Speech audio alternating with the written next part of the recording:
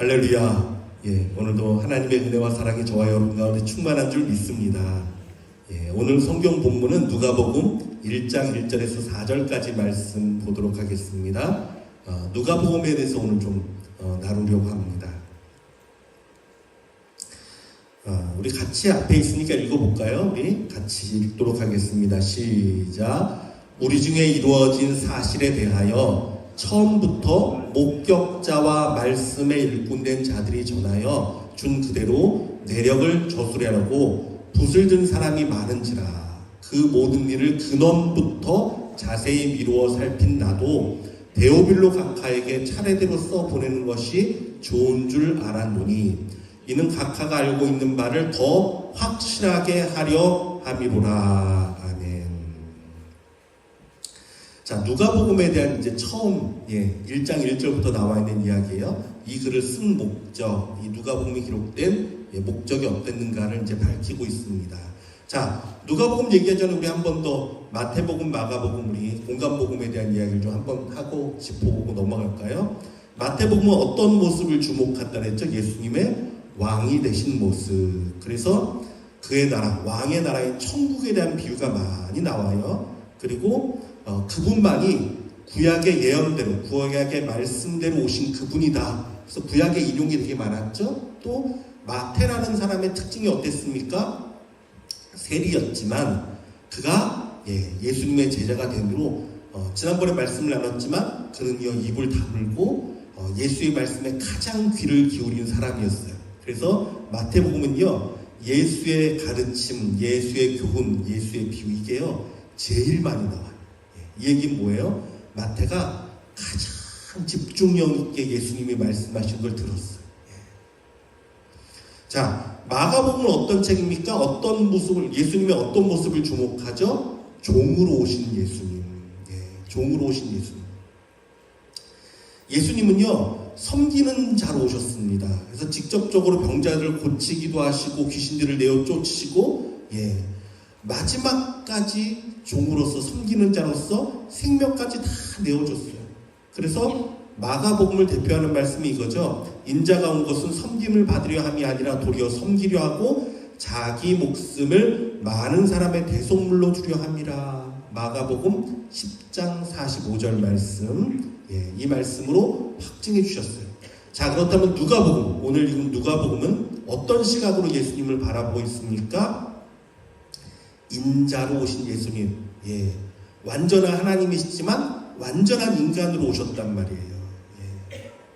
그래서 이 누가복음에는요 특별히 예수님의 그 인간적인 모습들, 인격적인 모습들이 많이 나타나요. 예를 들자면 가난한 자, 병든 자, 소외된 자들, 그들에게 다가가셔서 아픔을 같이 하시고 그들을 위로하시고 더 그들에게 다가가는 모습들이 누가복음에 더 많이 나옵니다. 신으로서, 신적인 권위로서 이거라 이래야 저래야 된다 이게 아니라 정말 인간의 몸을 입고 오신 예수로서 그들과 아픔을 같이 하시고 그들의 슬픔에 동참하시고 그들을 위로하시는 예수님의 모습이 누가복음에는 그대로 나타나요. 특별히 누가복음의 저자인 누가라는 사람을 살펴보면요 신약 성경을 기록한 그 사복음서를 기록한 제자들 중에서 유일하게 어떤 사람이냐, 이 사람은 이방인이었어요. 헬라 사람. 이게 사실은 충격적인 이야기예요. 왜 그러냐면, 자, 생각해보죠. 예수님의 행적을 담는다 그러면 누가 해야 제일 맞습니까? 예수님을 따라다녔던 제자들이 해야 되잖아요. 그렇죠?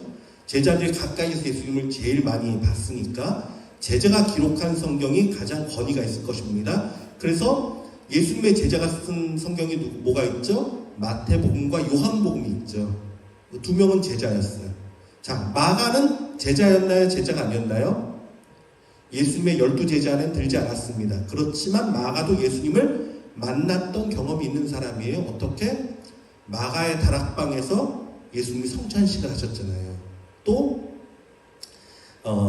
마가가 그 성찬식 끝나고 나서 예수님이 잡으시던 밤에 그가 사실은요 폿리브를 입고 예수님의 행적을 쫓으려고 따라갔어요.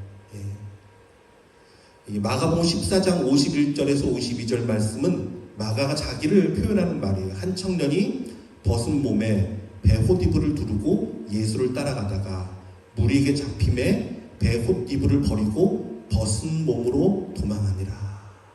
참 수치스럽지만 이렇게 기록했어요. 이게 마가의 모습이에요. 그래서 사실상 마가는요, 예수님을 만났던 사람이고 어느 정도 예수님을 따라다녔을 수 있었던 사람입니다. 그러나 그것보다 더 중요한 건 마가가 나중에 누구에게 그 가르침을 받습니까? 먼저는 그 바나바와 바울을 따라갔지만 바울이 내치죠. 왜냐하면 이 사람은 우리를 복음을 전하러 갔다 중간에 갔다. 그래서 나는 이 사람과 도무지 함께할 수 없다. 그래서 바나바와 싸우고 갈라집니다.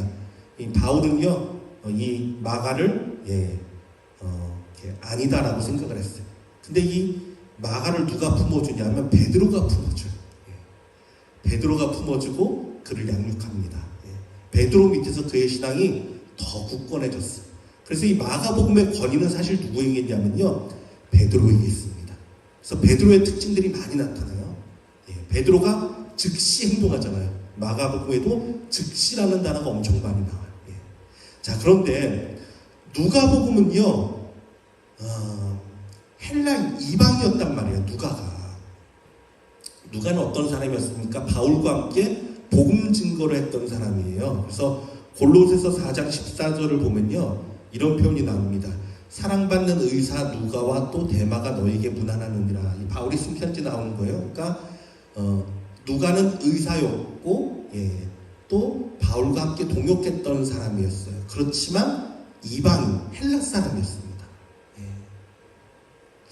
자, 그러면 이 이방인은 예수님과 함께하는 시간이 있었을 수 있을까요? 아니에요. 이 헬라 사람은요, 예수님과 함께하지 않았습니다. 예수님의 사역을 목격하지 못했습니다. 그럼에도 불구하고 복음서를 기록했다는 게 대단한 거예요. 복음서를 기록했어요. 어떻게 기록했을까요?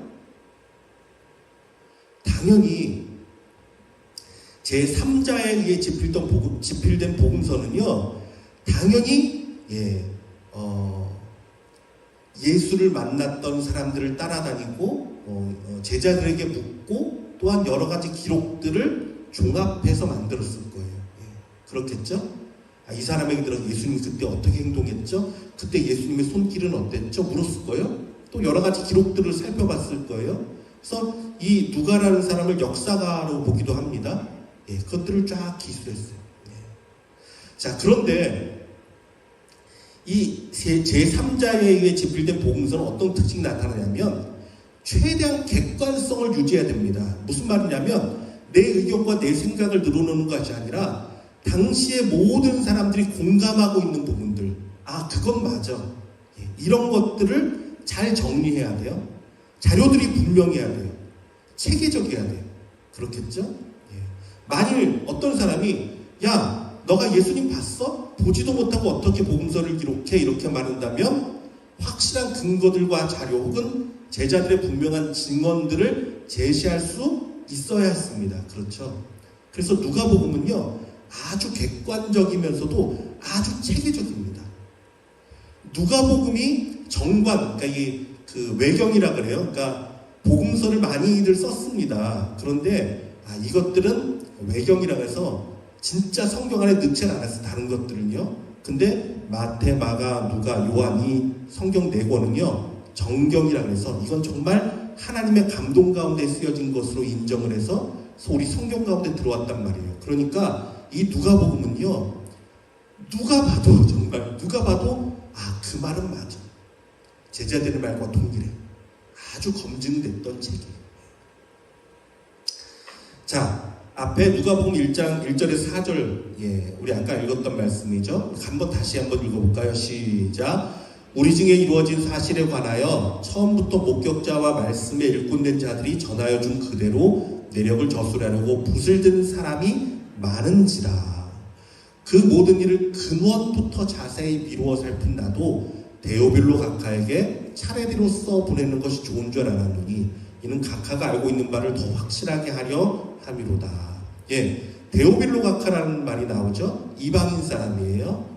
헬라 사람. 이 사람에게 복음에 대해서 어떤 거를 알고 있는 바를 더 확실하게 하기 위해서 이 글을 썼다. 자, 누가복음을 기록한 목적입니다. 뭐냐면 알고 있는 바를 더 확실하게, 분명하게, 더 근거 있게 예수에 대해서 증거하기 위해서 기록된 성경이에요. 예수님에 대해서 이 얘기 저 얘기는 많이 들었는데 여러분 가운데 더 예수님을 알고 싶고 더 확실한 근거 가운데 주님을 만나고 싶다면 어떡하라고요? 누가복음을 읽어야 돼요. 자, 아까 말씀대로 특별히 누가복음의 시각이 인자로 오신 예수님이라고 그랬잖아요. 자, 그럼 근원이라고 했는데 완전한 사람으로 오신 우리 예수님이 어떻게 하늘의 사역을 감당하셨을까요? 누가가 사실 이걸 주목해 봅니다. 어떻게 감당할 수 있죠? 예수님은 완전한 인간으로 오셔서 물론 완전한 하나님이시지만 스스로 신적인 능력과 권위를 제한시켰잖아요. 완전한 인간으로 사셨잖아요. 그렇죠? 그러면 어떻게 하나님의 일을 감당할 수 있었죠? 그 근원이 무엇입니까? 그것은 바로 기도와 성령이었어요. 기도와 성령. 이게 누가가 주목하는 거예요. 기도와 성령.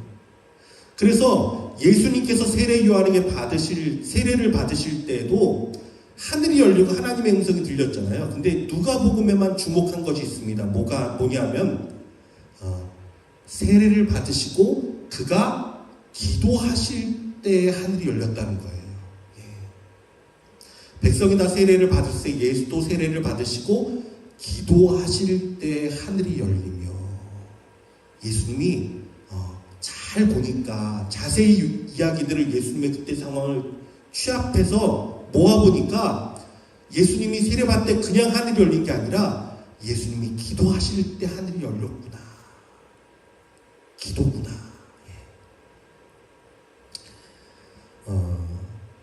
또 변화산의 사건도 마찬가지입니다. 다른 복음서에도 변화산의 사건을 이야기하고 있어요. 예수님의 옷이 희어 광채가 됐던 사건이잖아요.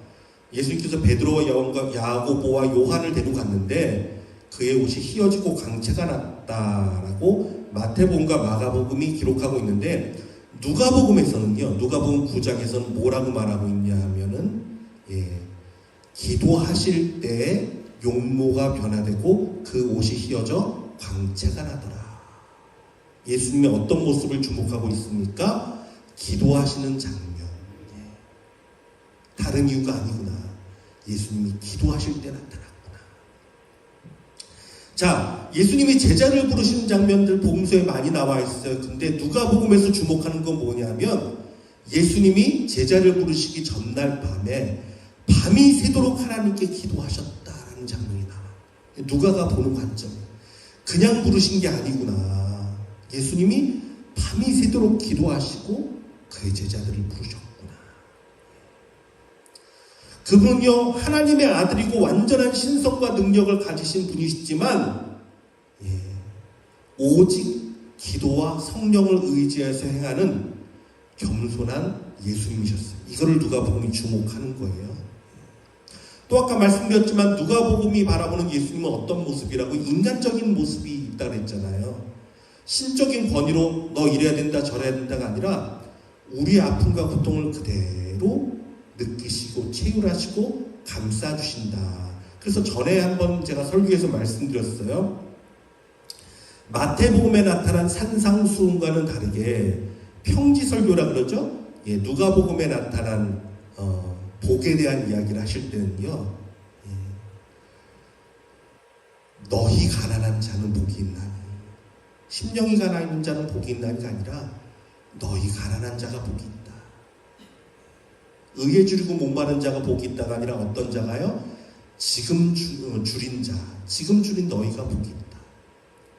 지금 우는 너희에게 복이 있다. 왜 그렇습니까?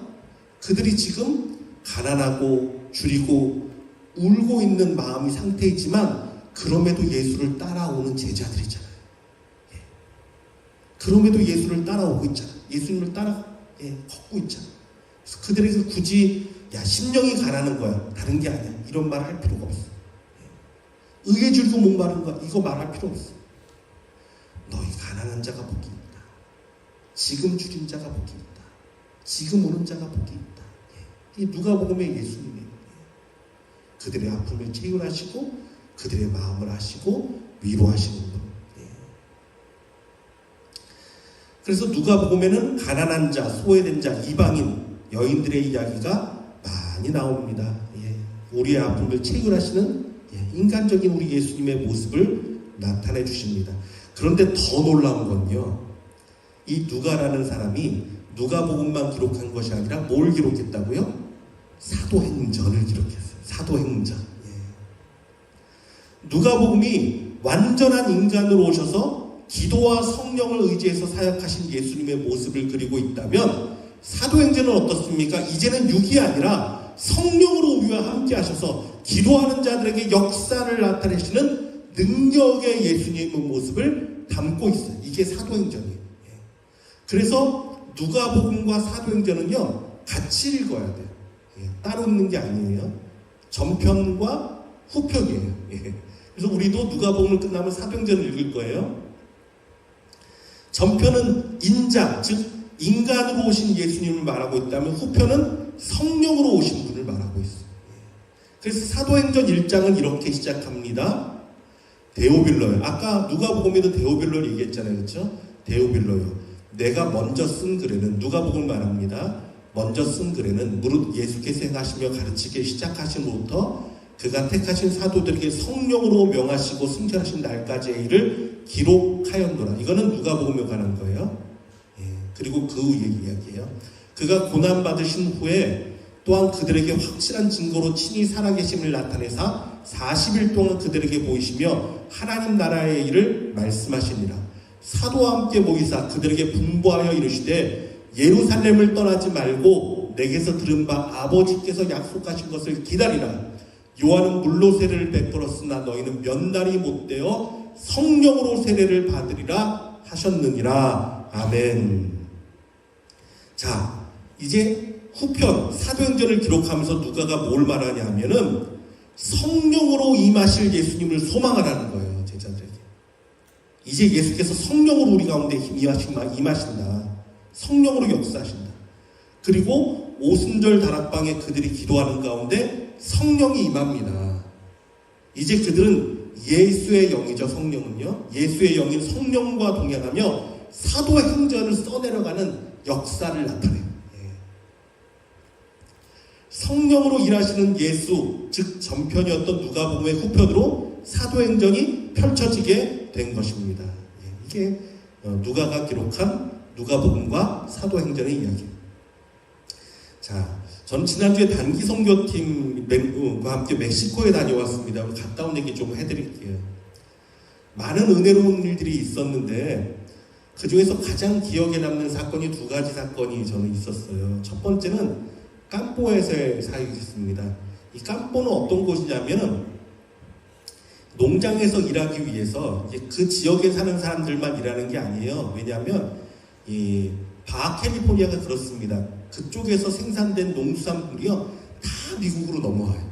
그러니까 거기 농장들이 엄청 많고, 농장이 많다는 얘기는 뭐냐면 일자리가 많다는 얘기예요. 일자리가 많아요. 물론 이제 그 일자리가 뭐 좋은 일자리는 아니지만 밭에서 일하는 일자리지만 어쨌든 일자리가 많아요. 그러니까 멕시코 각 처에서 아주 먼 곳에서도요 정말 일자리가 없는 사람들이 일자리를 구하려고 버스를 타고 며칠 밤을 지내서 오는 것이 바하캘리포니아예요. 자, 그럼 이 사람들이 와서는 어디서 삽니까? 집을 구할 돈이 있을까? 이런 사람들이요? 없단 말이에요. 그러니까 농장주는 어떻게 하냐면 집단 거주지를 만듭니다. 이렇게 이제 먼 타지에서 온 사람들이 살 수 있도록. 그리고 이제 그 집값을 좀 받아요. 집값을 받으면서 있는데 그 집이 어떻겠어요? 온전한 집이 아니죠. 왜냐하면 일하러 온 사람들을 위해 내준 집이잖아요. 물론 이제 사람들은 거기서 자녀도 낳고 결혼도 하고 살지만 너무 초라해요. 그래서 어떤 곳은요 정말 양철로만 돼 있어요. 거기가 얼마나 뜨거운데 정말 양철로 돼 있어가지고요. 어떤 캄뽀 지역을 가면 와 정말 깜짝 놀라요. 들어갈 수가 없어요. 자, 우리가 갔던 그 지역은 산quentin은요 그래도 단지가 큰 단지라서 이 캄뽀에 있는 뭐랄까 거기에 숙소들이 큰 곳입니다. 그래서 그 공동 공터도 있고 그런 곳이. 그런데 특징이 뭐냐 하면 이 깜뽀가 원래는요, 옛날에는 아주 형편없었어. 아주 형편이 없었어요. 근데 사람들이 여기를 방문하면서 어떡합니까? 예, 그걸 찍어가잖아요. 그래서 신문에도 내고 방송에도 내고, 미국에서도 뭐 이런 사는 지역이 있다. 그럼 누가 욕을 얻어먹죠? 농장주가 욕을 얻어먹잖아요. 그러니까 어쩔 수 없이 시설을 조금씩 바꾸긴 하는데, 그래도 아까 얘기했듯이 잘할 수가 없어요. 왜냐하면 거기다 돈을 들이면 자기네들 돈을 못 벌잖아요. 그래서 이 깜보에 사는 사람들은 사실상 거기서 벗어나는 게 소원이에요. 자기 집을 갖는 게. 예, 나와서 일을 되거든요. 자, 아무튼 그래서 어떻게 하냐면 이 깜보는요, 이번에도 가서 보니까 그 사는 사람들 지역을요 이렇게 격리시킵니다. 그러니까 철망 같은 거 다 막고 입구도요 경비가 쓰고 있어요. 왜 그러냐면 아무나 들락거리지 못하게 하려고, 사람들이. 왜? 아무나 들락거려 사진 찍어가고 방송국에서 와서 그러면 안 되잖아요. 그러니까 거기를 이제 경비도 세워서 퍼밋이 있어야지만 들어가고 이렇게 격리를 시킨단 말이에요. 이게 무슨 문제가 되냐면 교회 가기가 힘들어, 이분들이. 그러니까 그 안에 있으면요 고립되는 거예요. 아이들 물론 학교는 갔다 오지만 교회를 가려면 사실 차도 필요하고, 그렇죠? 교회를 가려면 나가야 되는데 또 그 안에 교회가 없단 말이에요. 그러니까 복음을 접하기가 참 어려운 환경이에요, 그 사람들이. 먹고 살기도 힘든데 또 교회 가서 또 예배드리면 더 힘들죠. 아이들도 마찬가지. 그러니까 저희가 전에 갔을 때는, 팬데믹 이전에 갔을 때는요, 깜보에 가서 아이들에게 복음을 전하잖아요. 그러면 아이들이 정말 예수님을 몰라요. 정말 복음을 못 들어본 아이들이 너무 많았어요. 그리고 아이들이 집중을 잘 못해요. 주위가 산만하고 뭔가가 이렇게 집중이 잘 안 돼요. 되게 힘들었어요. 그런데 놀라운 건요, 이번에 깜보를 방문했는데 이번에도 마찬가지예요. 퍼밋을 받아야 됐어요. 시간도 원래는 오전에 사역하고 싶었는데 12시부터 몇 시까지만 된다 해가지고 거기 시간에 맞춰갈 수밖에 없었어요.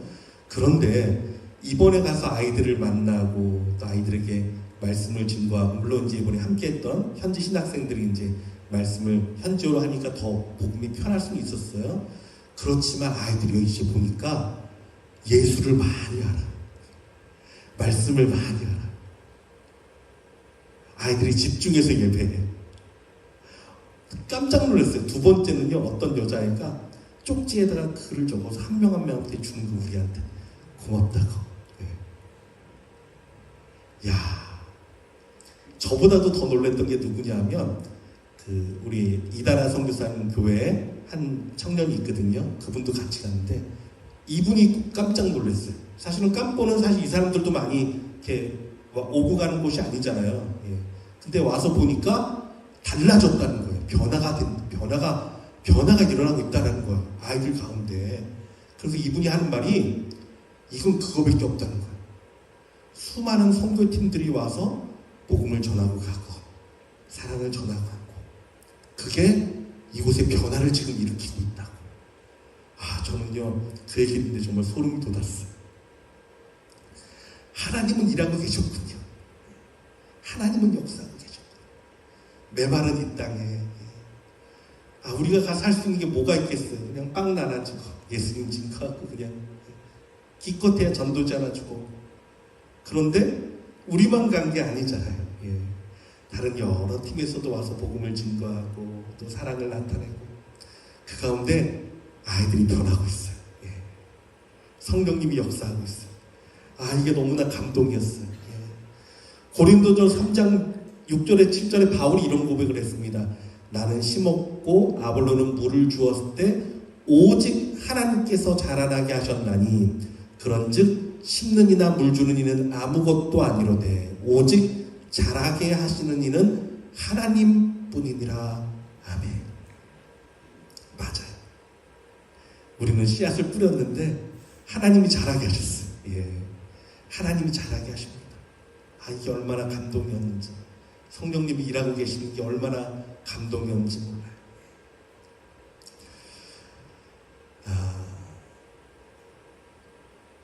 또 은혜 받았던 건 뭐냐면 우리 생수의샘 교회, 우리 이제 이다라 선교사님 사역하시는 교회에서 이제 주일학교 사역을 또 했어요. 그래서 우리 현지인 신학생들이 열심히 또 찬양도 가리키고, 또 아까 사진을 봤었지만 그 다니엘과 새 친구 인형극도 하고, 예, 열심히 했었어요.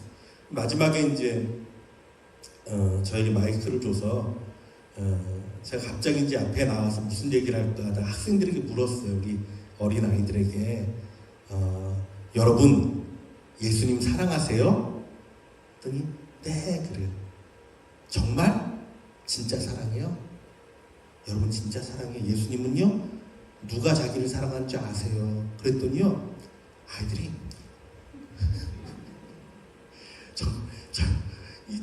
내가 진짜 예수님 사랑한다는 거야. 손을 막 들더라고요. 아 근데 그 눈빛을 잊을 수가 없어요.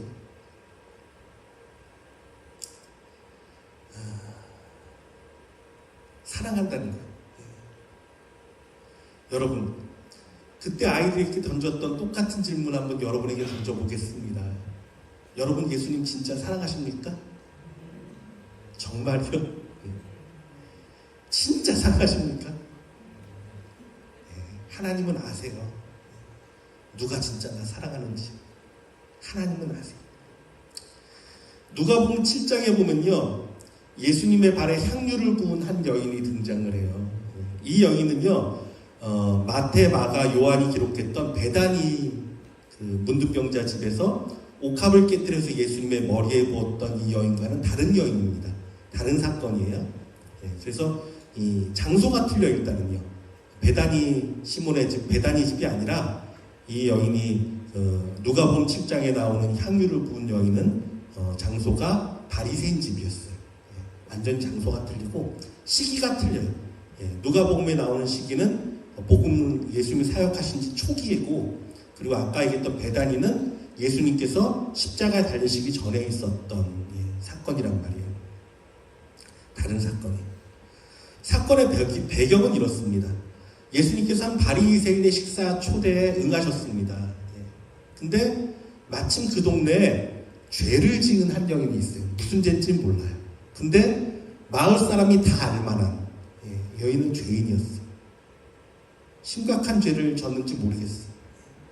근데 그가 겁도 없이 바리새인의 집에 찾아갔습니다. 예수님을 만나기 위해서. 초대받지 않은 자가 예수님을 만나기 위해서입니다. 37절과 38절 말씀 한번 읽어볼까요? 누가복음 7장 같이 읽습니다. 시작. 그 동네에 죄를 지은 한 여자가 있어 예수께서 바리새인의 집에 앉아 계심을 알고 향유 담은 옥합을 가지고 와서 예수의 뒤로 그 발 곁에 서서 울며 눈물로 그 발을 적시고 자기 머리털로 닦고 그 발에 입 맞추고 향유를 부으니. 이 여인은요 감히 예수님 앞에 이렇게 얼굴을 마주보고 나갈 수도 없었어요. 왜?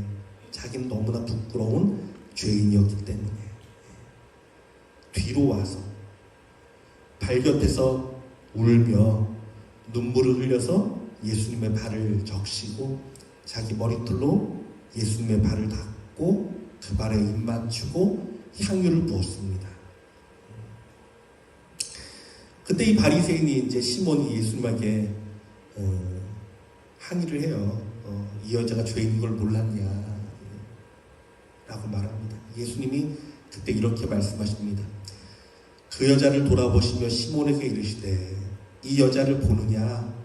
내가 내 집에 들어올 때 너는 내게 발 씻을 물도 주지 아니하였으되 이 여자는 눈물로 내 발을 적시고 그 머리털로 닦았으며 너는 내게 입 맞추지도 않았으되 아니하였으되 그는 내가 들어올 때로부터 내 발에 입 맞추기를 그치지 아니하였으며 너는 내 머리에 감람유도 붓지 아니하였으되 그는 향유를 내 발에 부었느니라. 이러므로 내가 내게 말하노니 그의 많은 죄가 사하여졌도다. 이는 그의 사랑함이 많으니라. 사함을 받으니 적은 자는 적게 사랑하느니라. 예수님을 초대했던 바리새인은요 정작 예수님을 위해 아무것도 희생하지 않았어요. 아무것도 희생하지 않았어요. 마땅히 손님이 오면 발 씻을 물을 내주는 게 유대인에 관련인데도 발 씻을 물도 주지 않았습니다. 손님이 오고 반가운 사람이 오면 입 맞추고 환영해야 되는데 입 맞추지도 않았습니다. 예수의 머리에 감람루도 붙지 않았습니다. 이것을 보고 이 여인이 얼마나 마음이 아팠을까요? 내가 사랑하는 예수님, 우리 예수님은 이런 대우 받으셔야 될 분이 아닌데, 우리 예수님 이런 분 아닌데, 그는요 예수님 뒤로 걸어가서 눈물로 발을 적시고 머리털로 그 발을 닦고 그 발에 입 맞추고 거룩한 향유를 발에 부었습니다. 예수님의 말씀하셨어요. 사랑함이 많은지라, 사랑함이 많은지라.